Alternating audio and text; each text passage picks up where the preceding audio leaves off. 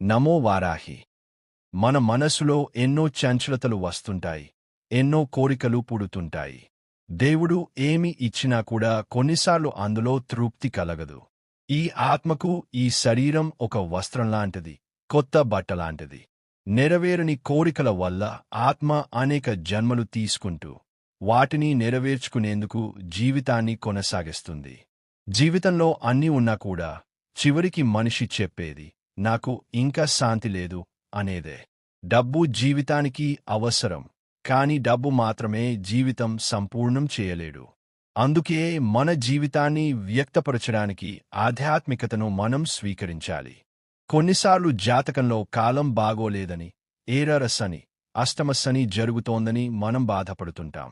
కొందరి జీవితాల్లో వివాహం వంటి విషయాల్లో అడ్డంకులు రావడం వల్ల నిరాశ కలుగుతుంది. అలాంటి సమయంలో ఒక ముఖ్యమైన విషయం గుర్తుంచుకోవాలి: భక్తియే శక్తి. మనకు ఏ దేవుడంటే ఇష్టమో అతనిపై సంపూర్ణ భక్తితో విశ్వాసం ఉంచి పూజించాలి. మీరు భక్తితో నిరంతరం పూజ చేస్తే మీలో ఒక కొత్త శక్తి, ధైర్యం, మనశ్శాంతి ఏర్పడుతుంది. మన ఆలోచనలు, నమ్మకాలు అమ్మవారిపై స్థిరంగా ఉండాలి.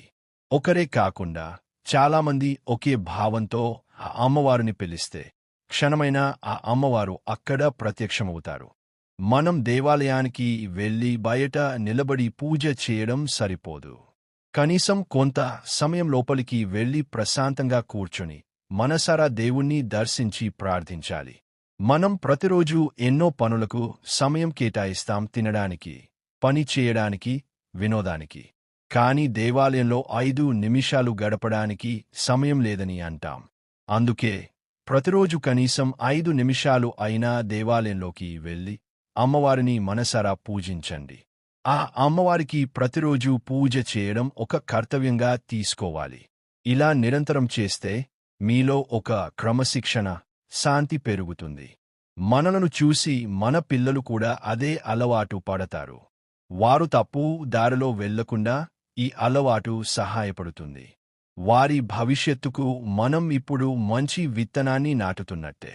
కాబట్టి ప్రతిరోజు మనసారా ఆ అమ్మవారి పాదాలకు నమస్కరించి నేను బాగుండాలి, నా కుటుంబం బాగుండాలి, ఇక్కడ ఉన్న అందరూ సంతోషంగా ఉండాలి అని ప్రార్థించండి. మీ మనసులో వచ్చే గందరగోళానికి ప్రధాన కారణం భయం. భయమే అన్ని సమస్యలకు మూలం. ఆ భయాన్ని తొలగించి దేవుడు ఎప్పుడూ నా వెంట ఉన్నాడు, భక్తియే శక్తి అనే నమ్మకాన్ని పెంచుకోవాలి. వారంలో కనీసం ఒకసారి అయినా మీ పిల్లలను